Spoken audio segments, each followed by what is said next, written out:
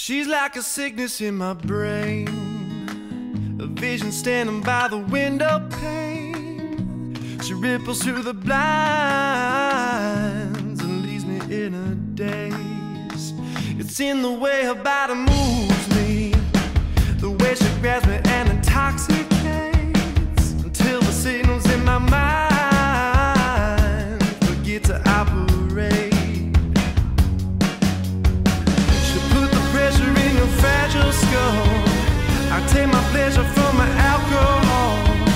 She'll never give you any time at all. She just comes and goes, you know, and she's got me living in a chemical love, and Hello everybody, welcome back to my channel and thank you for joining me for another coffee and crime time. Oh my god, my glasses are so dirty.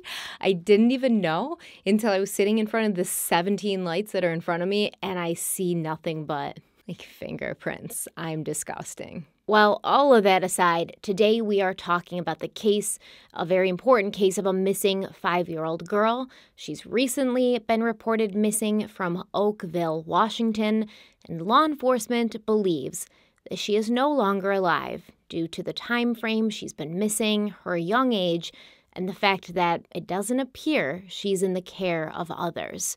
But before we dive in, let's have a word from the sponsor of today's video, Magellan TV. Magellan TV is a new kind of documentary streaming service, and it is the place to go to stream some of the best documentary films and series in the world. With over 3,000 titles available and more being added every single week, there's sure to be something for everyone on Magellan TV. Whether you're interested in true crime or true crime's big brother, history or science or nature or really anything else, you will find more than enough to keep you busy watching content that is both entertaining and educational. And I know a lot of you are already watching Magellan TV because you guys send me your recommendations, we chat about what you're watching. But there's also so many more of you out there who still want to give Magellan TV a try. And today I have a great true crime series that I would like to recommend to you, and it's called The Big Boss, The Criminal Empire of Paul LaRue. And this is a man who ran a criminal empire dealing with everything from drugs to weapons from his penthouse in the Philippines. Paul LaRue has been called the world's most prolific yet least known crime boss, and in 2 episodes, this docu-series goes through his life, his rise in the criminal world, and his eventual capture and arrest. And I love to watch anything that has to do with this kind of thing. You know, Narcos is one of my favorite shows of all time, and I'm really interested in anything that has to do with organized crime. But I'd never heard of this guy before, and I really enjoyed learning about him from Magellan TV, and Magellan TV is always introducing me to people and topics that I don't know anything about. Magellan TV was created and built by documentary filmmakers who share your passion for gripping true stories told right, and you can watch Magellan TV anytime, anywhere. When you're on the go, you can watch from your cell phone or your tablet, or you can watch all curled up and cozy at home on your smart TV or your computer. I really think you should give Magellan TV a try if you aren't watching already. And right now, with the holidays just around the corner, Magellan TV is offering viewers of this channel a special offer. If you buy 1 gift card for an annual membership, you can get 1 absolutely free. This is such a great deal. It means you can get Magellan TV for yourself and give it as a gift to someone you love. Or you can get Magellan TV for your mom and give the other one to your dad. Or get one for your boyfriend and give the other one to your brother. Like, it's amazing. It's a really, really good deal. So click on the link to claim your special offer now. And thank you to Magellan TV for sponsoring today's video. Let's dive right in. This is 5-year-old Oakley Carlson. And you can tell she's a bundle of sunshine just by looking at that smile and those eyes. She's absolutely adorable, and she hasn't been seen by anyone in months, but she was never reported missing by her mother, Jordan Bowers, or her father, Andrew Carlson. Now, this couple, they have 3 other children, all between the ages of 2 and 9, and the family lived together in a house located on 300 acres of land in Oakville. Oakville is a very small town. Like, we talk about small towns on this channel, and I'm like, oh, it's a small town where no one locks their doors, blah, blah, blah. We all know the story. but Oakville's small. There's under 700 people living there full-time. It's literally one of those towns that you could miss if you blinked while driving through it.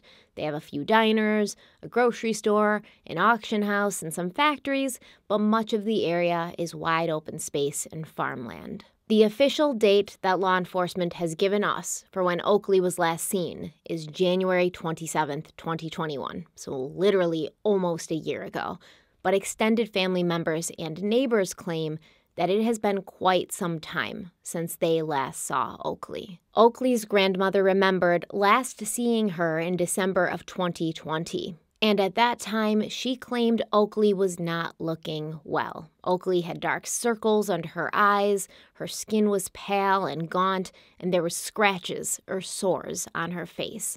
Neighbors also told reporters that they haven't seen Oakley in a long time, and one neighbor even mentioned that he noticed the school bus that used to transport her to and from Oakville Elementary School had stopped coming around altogether. On December 6, 2021, the principal of Oakville Elementary School, and honestly the hero of our story today, a woman named Jessica Swift, called the Grays Harbor County Sheriff's Office to tell a chilling tale. She said that Oakley's 6-year-old sister was friends with her daughter, and the girls had a play date and a sleepover on December 3rd. Jessica Swift had been worried about Oakley since the previous November. I'll explain why in a minute. And so she asked the 6-year-old girl about her sister, Oakley. Swift claims that the child became very upset and said, quote, "Oakley is no more." End quote. When Swift pressed for more information, Oakley's sister claimed that Oakley had gone back to live with the foster parents she had been placed with previously. These foster parents are Eric and Jamie Jo Hiles, and Oakley had been placed in their care when she was just 7 months old. She had remained with them for almost 3 years until November of 2019, when she was returned to her biological parents. During the time she was with them, the Hiles fell in love with Oakley. They said she was a kind and sweet little girl who loved to read, and she always had a request for just one more book at bedtime. Now, I have no information for why Oakley was removed from her biological parents' custody to begin with, and at such a young age, nor do I know if the other siblings were also removed from the home and placed in foster care at that time. Although the Washington State Department of Families and Children has been asked for these details, they have refused to give any, citing privacy concerns. But the Hiles had fought to not give Oakley back to her parents, and they were worried that it was the wrong decision. Jamie Jo Hiles said, quote, "Loading her into that car 2 years ago felt like a death to us then. We have grieved and have been so sad at the loss of her. I never want anything bad to ever happen to her, but I have to prepare myself that something could have happened to her." End quote.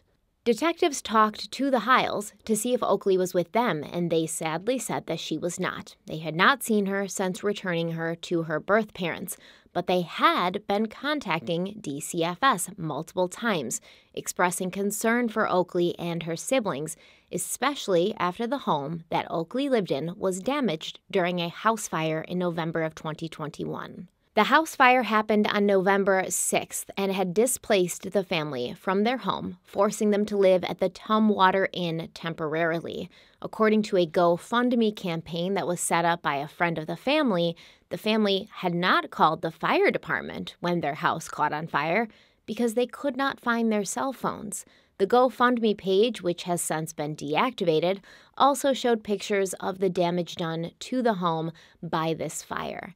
Now, it does appear that Oakley's father, Andrew Carlson, he did call 911 at some point that day, and he told the dispatcher that the fire had been started by his 4-year-old daughter, Oakley, who had lit the couch on fire with a cigarette lighter. He said the fire had spread to the upstairs portion of the house, and he was eventually able to put it out on his own, which is why he claimed he did not need the fire department to come. Now, the Grays Harbor County Undersheriff, Brad Johansson, has commented on this being unusual, right? The fact that a house was on fire and the fire department wasn't called. A fire investigator did confirm that there had in fact been a fire in the house, but he believed the point of origin of the fire, where it had started, was in the microwave located on the kitchen counter, not the couch in the living room. At this time, officials cannot confirm whether Oakley was in the house at the time of the fire, whether she was alive before the fire, but Jessica Swift told law enforcement that she had gone to the house in Oakville constantly after the fire. She said almost daily, but she never saw Oakley on any of these occasions. She would ask Oakley's parents, where's Oakley? And sometimes they would say she was in her room, but each time Jessica Swift asked, they had a different excuse for where Oakley was and why she wasn't around. When Eric and Jamie Jo Hiles found out about the fire, they called DCFS expressing concern for Oakley and for her siblings. The Hiles had also previously called in January of 2021 after Jamie Jo heard some troubling news about Oakley, but it appears that nothing was done, and we also don't know what this troubling news was. It hasn't been revealed. But Jamie Jo Hiles said, quote, "I am so disappointed. What a failure of the state of Washington. What a failure for those kids," end quote. After speaking to Jessica Swift, the Tumwater Police Department performed a welfare check at the Tumwater Motel where the family was staying while their home was cleaned up and repaired from the fire damage. Police knocked on the door of their hotel room twice before Oakley's mother, Jordan Bowers, opened the door, holding a 2-year-old boy in her arms. Police claimed this boy seemed to be dressed nicely, he looked to be nourished and taken care of, and the hotel room behind her was orderly and tidy as the family was packing to return to that house that very same day. The police asked Bowers if Oakley was there, and she responded that Oakley was with her mother. The police had a follow-up question, which was, "Aren't you her mother?" To which Bowers responded, "Yes." So the police asked her again, "Where's Oakley?" And at that point, they reported she turned to address someone else that was in the hotel room that they couldn't see initially, and she said, quote, "Oakley is at your mom and dad's," end quote. At that point, Oakley's father, Andrew Carlson, came to the door, and the police asked him the same question, "Where is your daughter, Oakley?" Initially, he didn't respond at all, but when asked a second time, Andrew Carlson responded that Oakley was with his father, but he could not remember his father's phone number or address. The police left the hotel and paid a visit to Andrew Carlson's father, who informed them that he had not seen his granddaughter Oakley since December of 2020. The police then returned to the motel or the inn to tell Andrew Carlson and Jordan Bowers that their 5-year-old daughter was not with Carlson's father. And law enforcement reported that Andrew Carlson did not seem surprised when they revealed this to him. In fact, his demeanor was one of indifference, as if he was being told something he already knew.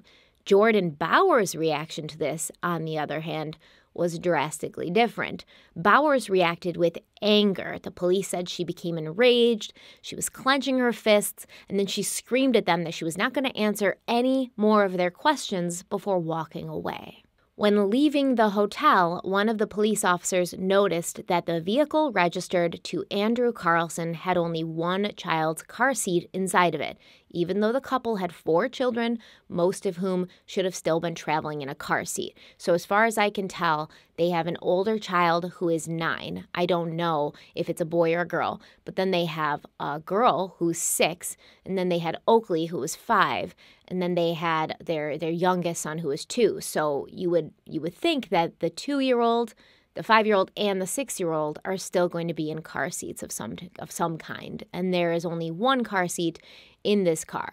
At 2:06 p.m., Jessica Swift, the principal of Oakville Elementary School, she called the police to inform them that there had been a development.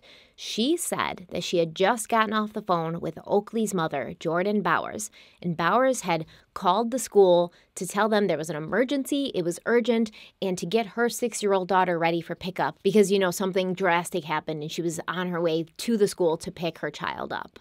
At 3:31 p.m., Carlson and Bowers left the hotel with their 2-year-old son, and law enforcement followed them back to their Oakville home and then placed Jordan Bowers under arrest for obstructing an investigation, most likely because she refused to answer questions about where her 5-year-old daughter was. Bowers was booked into the Grays Harbor County Jail at 5:10 p.m. on December 6th, and then Andrew Carlson was interviewed, and according to court documents, during this interview, he made statements to the effect that Oakley was dead and would not be coming back for any reunions.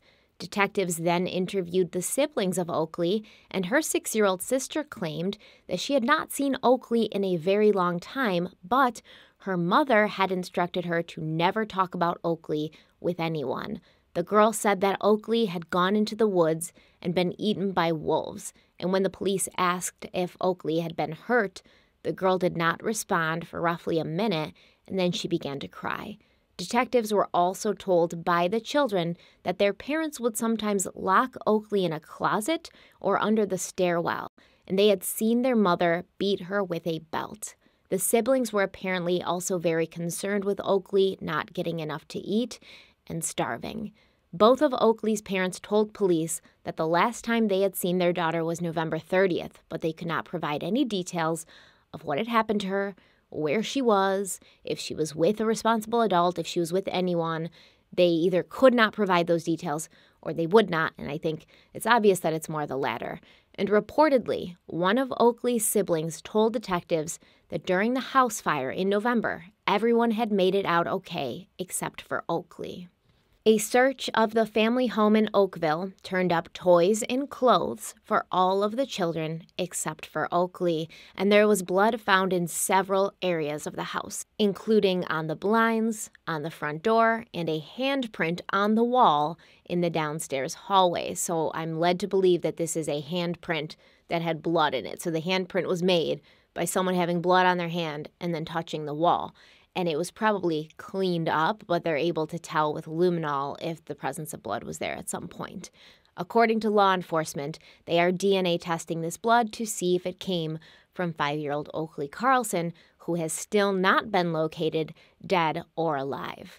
Andrew Carlson and Jordan Bowers were initially taken into custody on suspicion of manslaughter, but after 72 hours with no manslaughter charges filed, this case was formally closed, and instead they were charged with second-degree abandonment of a dependent person, which I don't even believe is a charge associated with Oakley, but this charge seems to have stemmed from law enforcement's discovery that Bowers and Carlson had been withholding their 6-year-old daughter's medication for the past 15 months, and we don't know what, medical condition this child has or what this prescribed medication was, but it's been reported that it is something she needs, and without it, she is at risk for physical impairment or even death.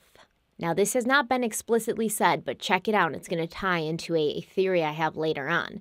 I don't think they were withholding this medication from their 6-year-old to punish her or to make her sick or to be abusive to her, even though it is abusive.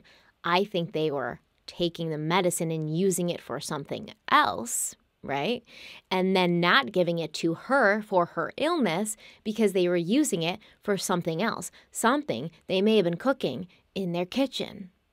Something that, if cooked improperly, might explode and cause a house fire. So at this point, that is the only charge they're being held on, and they both remain in custody at the Grays Harbor County Jail with bail set at $150K each, but of course charges can be added or upgraded. Now, search crews have been combing through the 300 acres that Oakley's house was located on. They brought in cadaver dogs and even divers to search a flooded area of the property because apparently bad flooding is common for this area. And Under Sheriff Johansson said, quote, "If there's burn piles, we're going through the burn piles. If there's any fresh dirt, we're looking in the fresh dirt. In crawl spaces, enclosed spaces, we're checking everything we can possibly do," end quote. But even after these systematic searches, no sign of Oakley was found. So, who are Jordan Bowers and Andrew Carlson? Or at least, what do we know about them at this time? Well, we don't know a lot. Surprisingly, there's not a lot out there about these two individuals, but we do know that Jordan, Oakley's mother, has been arrested before and charged with felonies connected to drugs and theft. We also know that Andrew Carlson was once an Aberdeen police officer, but he was decommissioned in 2017 for making false and misleading statements. Oakley's former foster parents believe that the couple were using drugs, which I think is something we can probably all agree on. The context clues are there. The red flags are there.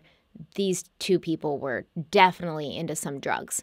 And referring to Andrew Carlson, Eric Hiles said, quote, "I knew the father in high school, and the person he is now is not the person he was at all in high school," end quote. Neighbors of Carlson and Bowers have had to call the police multiple times due to the couple's explosive fights. So let's explore this theory that I have, this drug theory, which, once again, I think is more a statement of fact at this point, because you can clearly see from this picture of Andrew Carlson taken just a few years ago to this picture taken recently when he was arrested, something happened to this guy. Yeah, something like drugs, right? Some sort of chemical got into his body and made him look like 20 years older. And when you look at Jordan Bowers, it's the same. I mean, I don't have pictures of her from before, but she looks pretty rough now. Now, remember those billboards? This is the face of meth. That was an extremely effective campaign tool. Yeah, I was terrified. I would see those billboards and I'd be like, oh my God. I didn't want to use meth before, but I definitely don't now. Because meth users do have a distinctive appearance, which I believe Jordan Bowers and Andrew Carlson have taken on.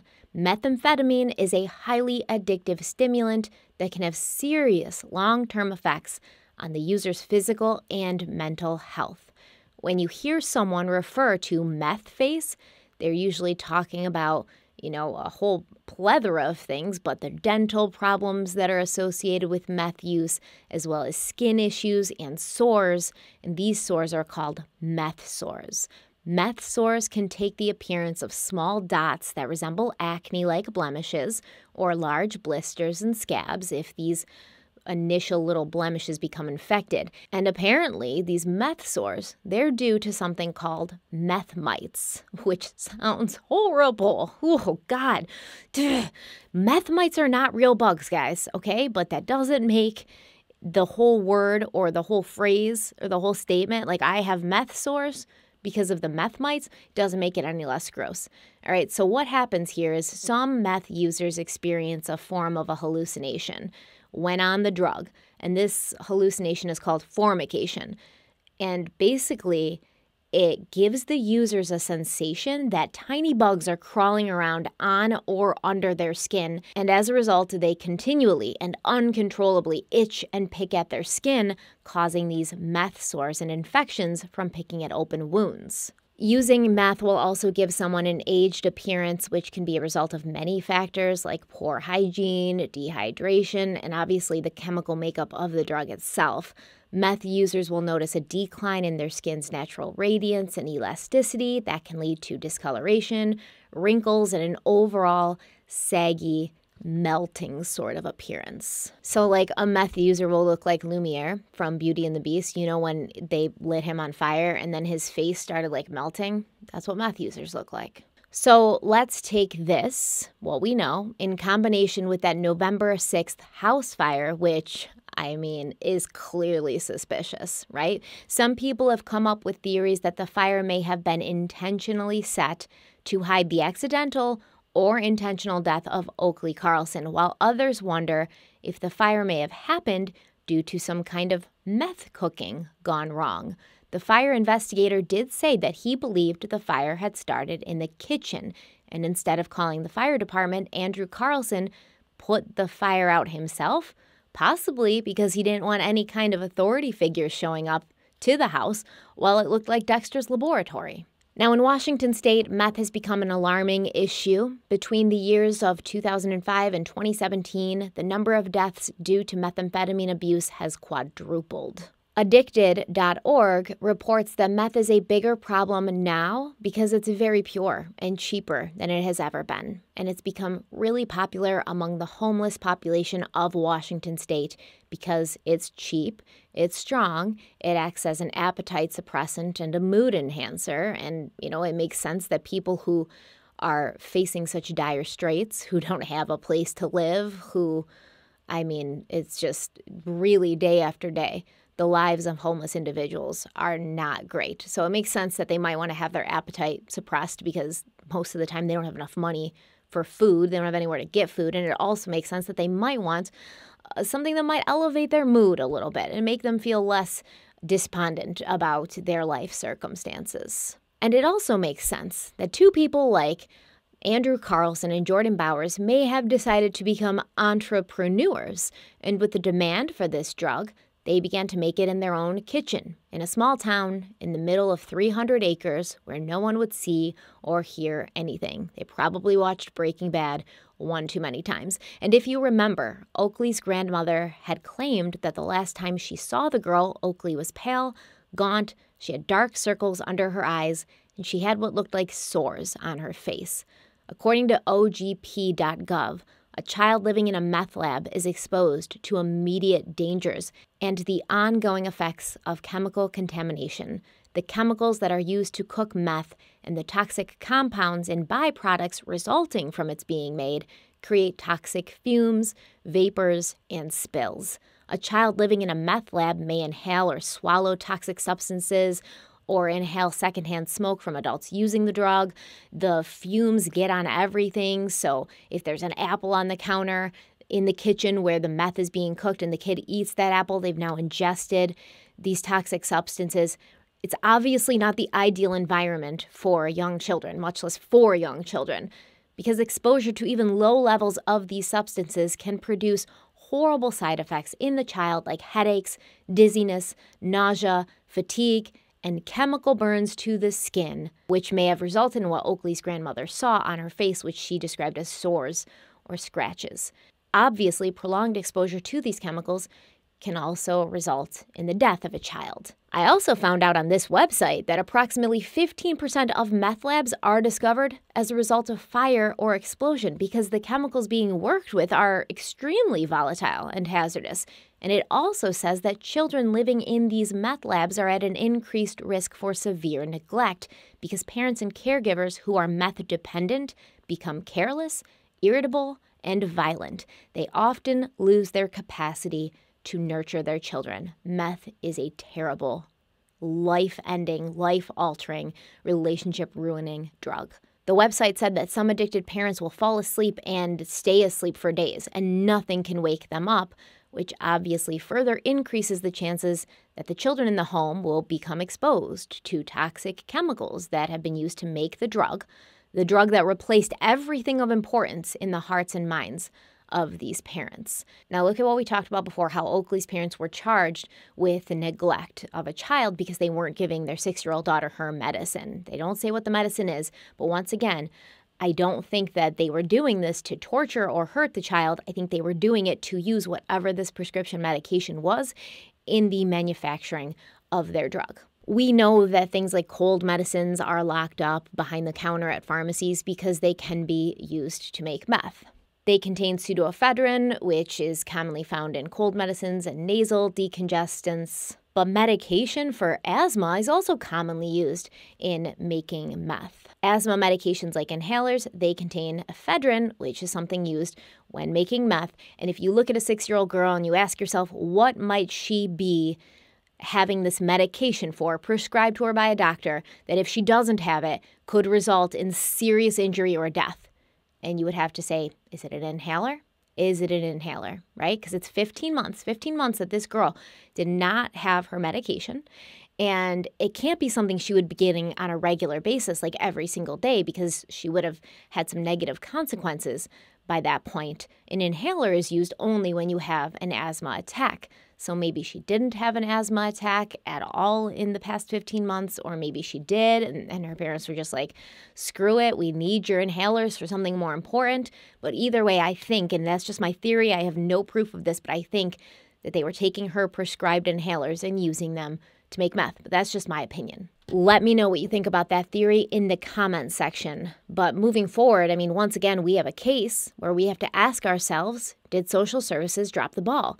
Local news station Fox 13 asked this same question in an article titled, "As the Search Continues for 5-year-old Oakley Carlson, Questions Are Being Raised About Potential Shortfalls or Missteps from the State Agency that was meant to protect the little girl." Now, Fox 13 did reach out to the department to get some answers, and of course, the director, a man named Patrick Dowd, claimed that he was unable to comment on Oakley's specific case, but he did make the following statement, quote, "The primary goal is reunification and making sure that parents have the opportunity to engage in remedial services that would address whatever parental deficiencies led the child to enter state care. If it reaches a point where the CPS worker believes the child is in imminent risk of harm and has been abused or neglected, then the worker would have to go to court and present that information to a judge, whereas law enforcement has the authority, as part of their police powers, if they see that a child is in imminent risk of harm, they, on their own initiative, can take the child into protective custody. CPS workers can't do that. So there's that check and balance where they would need to go to a court and convince a judge that a child would need to be removed from within a parent's care," end quote. Okay, fair enough. But were any of these steps taken? I understand it's probably time-consuming trying to go to court and convince a judge that a child is in danger, but that's part of the job description, right?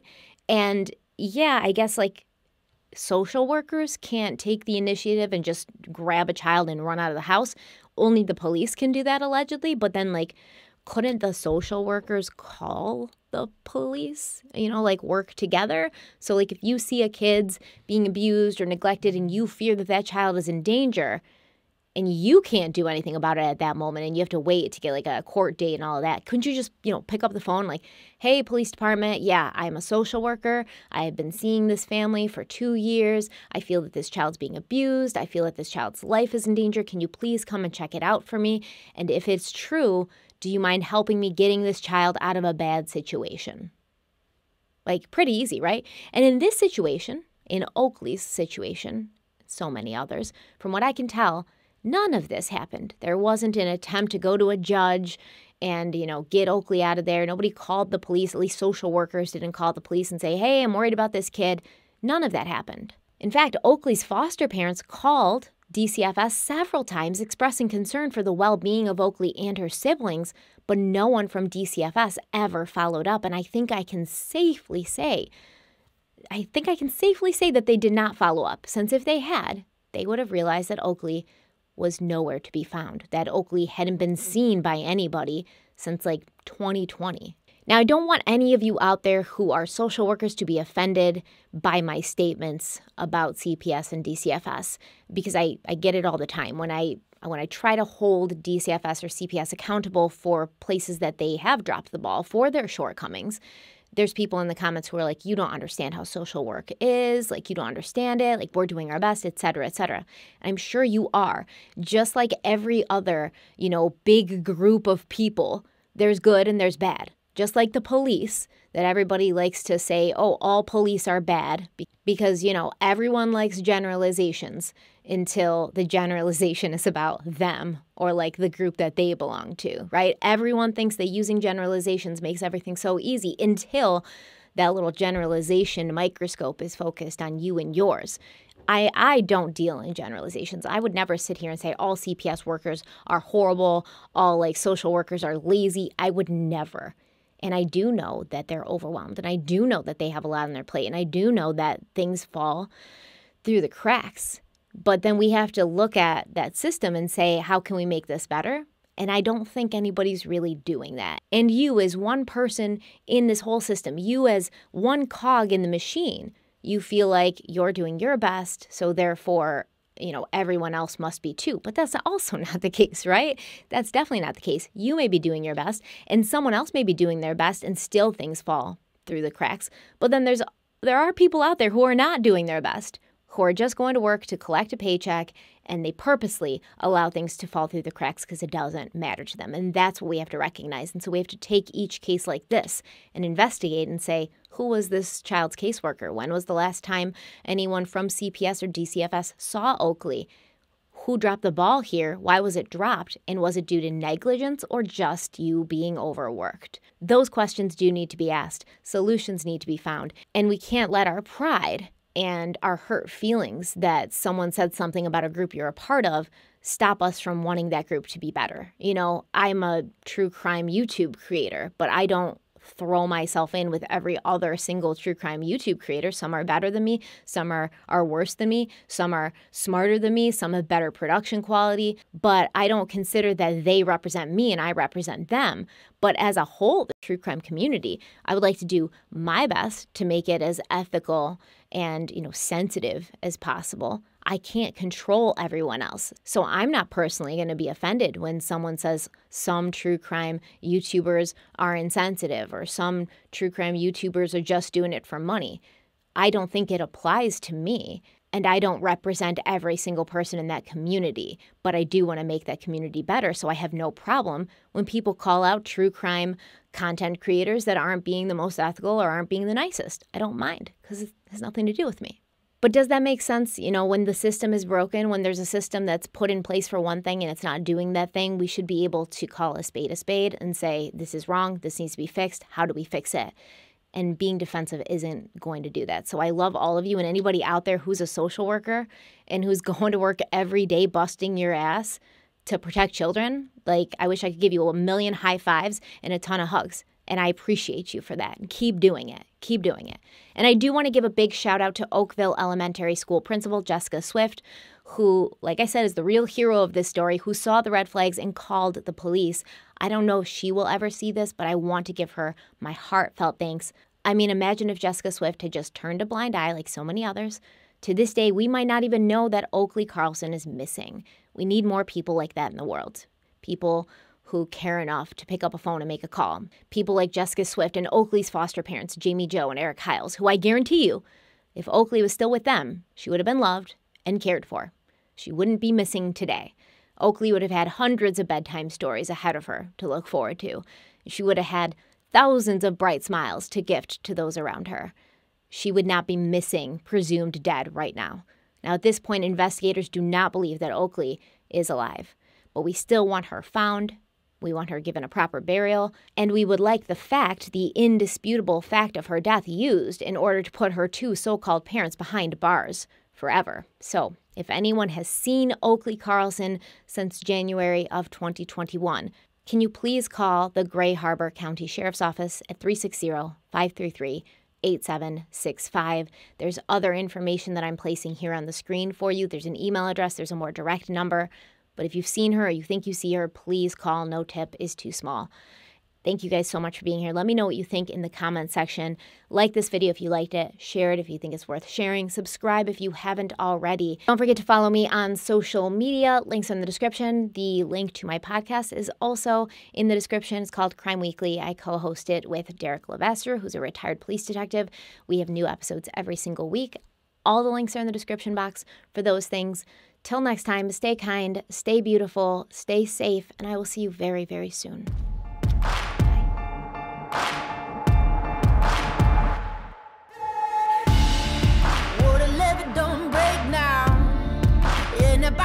Straight down, and that river runs deep. The mountains get steep, and the voices getting too loud. All these feelings I've buried, it's looking like a cemetery. They're coming back from the grave, calling out my name. Better say a Hail Mary.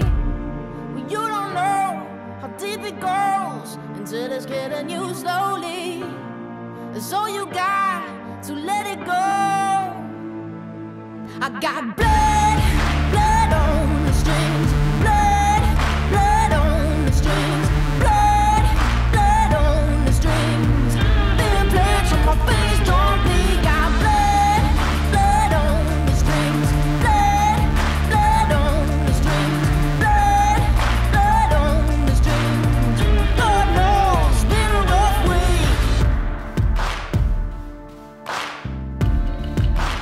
Channeling my son house, 'cause I gotta let this